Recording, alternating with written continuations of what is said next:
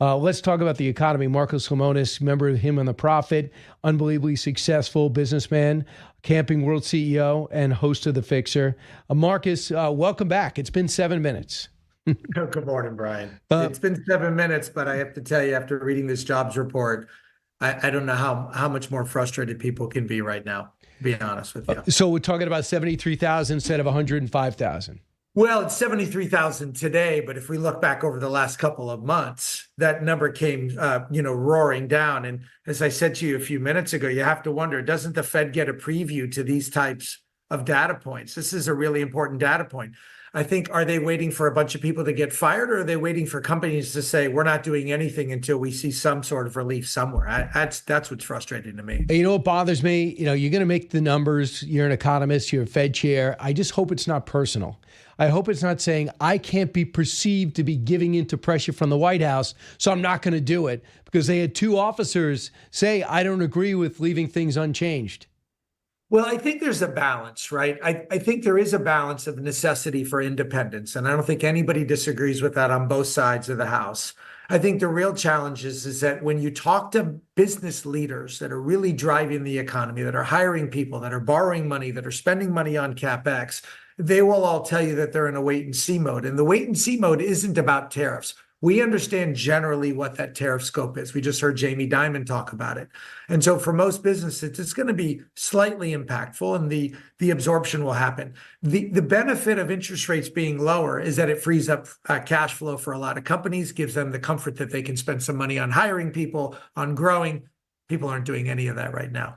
So, Nothing. Yeah. And so that you're not doing it. You're not letting people go, and you're not hiring them, right? I'm in this really weird zone. And so I look at the businesses that I have. We have Bed Bath & Beyond. We opened our first store yesterday, and we're hiring people. I look at my Camping World business. My numbers are off the charts, but I'm in this really frozen zone where, because interest rates affect my P&L so much, without that relief, I'm scared to buy stores, open stores, or hire people. And that's a big problem when you're 30% of the market. And you're revitalizing Bed Bath & Beyond, right? We are. So I took over Overstock. Many people may know of Overstock years ago. It's a company that has both a .com business and a blockchain business. And we bought Bed Bath & Beyond out of bankruptcy, and we're bringing it back. We could be bringing it back, oddly, at the best possible time, because I thought that the trough was behind us. What the Fed's doing is actually elongating that trough, and that's what's concerning. Because concerning, you said. Okay. Concerning, very concerning. Well, can I just ask you, Bed Bath & Beyond seems to be a staple of the American family. What was wrong with the business model?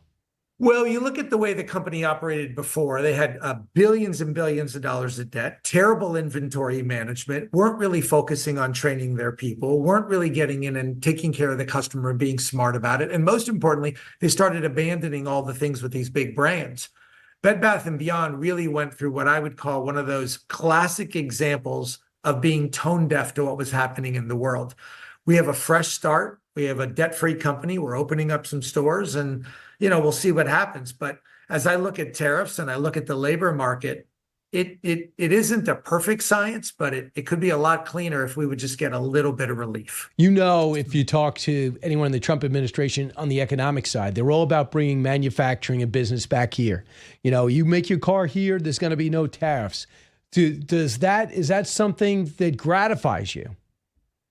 Well, I think the thing for me in being in the RV business, all of our RVs are built here in America. So it's part of our DNA already. And so when I go to Elkhart, Indiana, and I see thousands of people working, that's obviously really satisfying. When I see things coming over from China, quality is poor, freight is expensive, you do have to ask yourself. You look at where furniture can be manufactured in Mississippi, where it can be manufactured in Alabama. And I think the Trump administration is thinking really, really, really intensely smart here about understanding, will companies start to make the seismic shift? Will land prices go up because factories are being built? Will labor market get better because factories are being built? That's ultimately what I think the Trump administration's goal is. I'm trying to figure out who's getting in the way. Are you playing coy, or do you know who's getting in the way, besides the Fed, who's disappointing you? I think the Fed policy really is getting in. I mean, I could just be that blunt about it. You look at companies willing to spend CapEx dollars. Those CapEx dollars are going to service debt. Those CapEx dollars are going to service real-time, short-term, and long-term interest rates. And a little bit of relief is meaningful. In my Camping World business alone, and this is a small number compared to some big companies, 0.25% interest rate cut frees up $8 million of cash flow on an annual basis. $8 million to buy new stores, hire new people, invest in the markets, little teeny numbers. That's a small business, by the way. I'm a $7 billion business, not a $70 billion business. Before we get into this week's episode and the series, quick question to you personally, because you hang out a lot of people who take risks. You take a risk. I'm going to try to get Bed Bath & Beyond back. I'm going to see if these RV things are going to work. And if so, where do I open this up? And I'm going to have to hire people and I'm going to have to build a facility. I really feel like guys like you, and I know you don't do it for praise, don't get enough credit because, you're looking to make a profit and be successful, but you're not going to do it without people. And when you hire people, you help them earn a living. They raise families and they look because you took a risk. People's lives have changed. Do you think guys like you and women like you get enough respect in our economy these days? I don't know that respect is what I'm looking for. I think what I'm looking for is the acknowledgement of how difficult it is to start an idea, to run a business, to take a chance, particularly in a consumer cyclical world. And what I feel like the Trump administration is doing, more than maybe I even felt like he did the last time, is focusing on how do we get businesses to take chances on people and how do we get them to take chances on investing? And the backdrop we have now is don't take risks. Wow. That's the backdrop. Have you utilized AI to a great length yet? Well, AI has become a necessity, but the one misnomer that I think has happened is that a lot of detractors from AI think that AI is a replacement of labor. It's an enhancement of labor. It makes things move faster. It makes things less expensive. It gives the customer the opportunity to buy things for less. If you balance AI and tariffs, Brian, to be candid with you, and you get efficiency out of your business, which allows you to lower your operating costs, then the tariffs can be slightly more absorbed. We know that 150 billion that came in last month, that matters.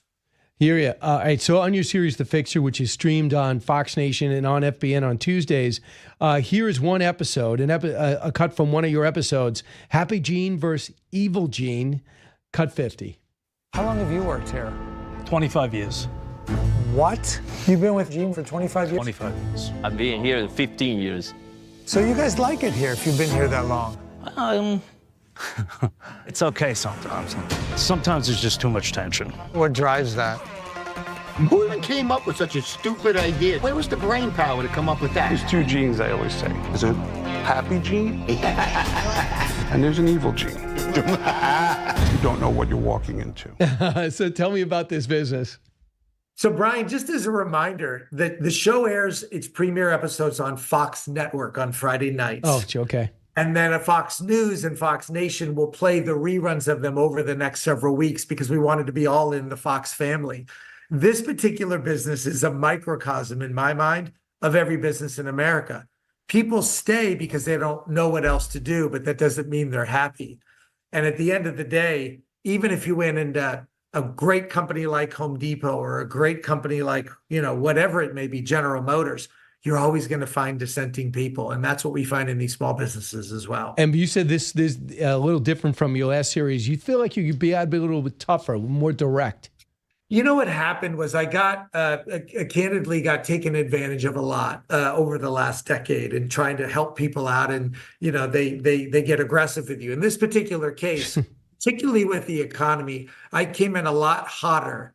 As my friends and family, French, I think before I was more concerned about how everybody felt and making them feel good. And what I say to them now is there is no time to make you feel good. Your business is either going to succeed or it's going to fail, and we're going to get right to it. What is this business? What was this business?